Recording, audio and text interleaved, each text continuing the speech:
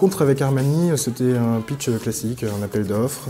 Ils nous ont intégré dedans pour à la fois notre expertise sur le secteur de la beauté et notre expertise dans les dispositifs dits viraux. On a remporté cet appel d'offres et maintenant on continue à travailler avec eux depuis cette campagne. La volonté de départ avec le beatbox, c'était plutôt de se dire qu'une marque de luxe, elle a vocation à réinterpréter les choses et à proposer sa propre vision de quelque chose. Donc du coup, on s'est dit que le beatbox, c'est un territoire déjà existant de conversation. Il y a plein de vidéos amateurs de beatbox sur YouTube, mais qui n'avaient pas encore été exploitées par une marque. Et que c'est un art assez brut, c'est un truc et qui n'est pas forcément très cosmétique à la base.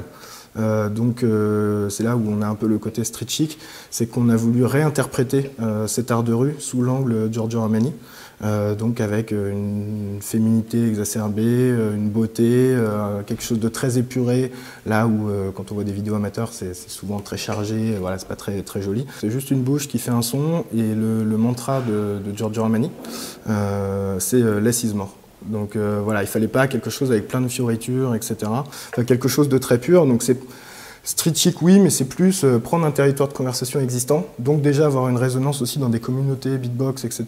qui ne sont pas forcément celles qu'on visait, mais qui peuvent nous aider à relayer le message. On a eu pas mal de partages des gens qui faisaient du beatbox en disant « Waouh, c'est impressionnant et c'est cool qu'une marque fasse ça ». On voulait aussi quelque chose qui soit vraiment surprenant et qui fonctionne au format vidéo sur YouTube.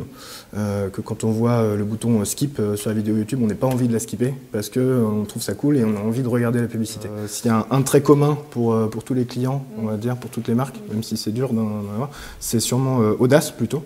Parce que là, Giorgio Armani a été hyper audacieux de faire ça, en fait, de se dire, tiens, je vais faire du beatbox, quand même assez surprenant. L'idée de chaque campagne, c'est de travailler les mémorisations, et donc de surprendre, de créer une émotion.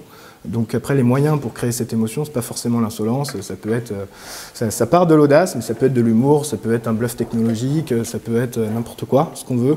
Il n'y a pas de case comme l'insolence. Comme dans tous les secteurs, c'est le média numéro 1. Donc quand on veut travailler de l'image et faire passer des messages, soit des messages complexes, soit avoir un impact un peu durable, voilà, la vidéo, c'est le meilleur média, c'est sûr. Dans le luxe, encore plus, dans le luxe, on a besoin de beaucoup de visuels, on a besoin de proposer une vision de quelque chose, etc., de faire voyager les gens. Donc la vidéo est quand même le média aussi le plus approprié.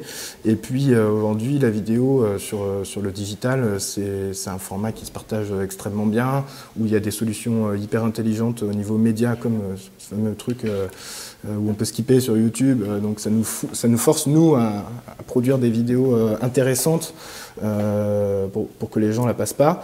Donc voilà, c'est pas forcément le luxe. Dans tous les secteurs, la vidéo, c'est hyper important, mais il faut vraiment la créer de telle sorte qu'elle soit faite pour le support. Donc une vidéo en télé, c'est pas une vidéo sur le digital. Internet marketing 2012, 2013, 2014, on les a ici.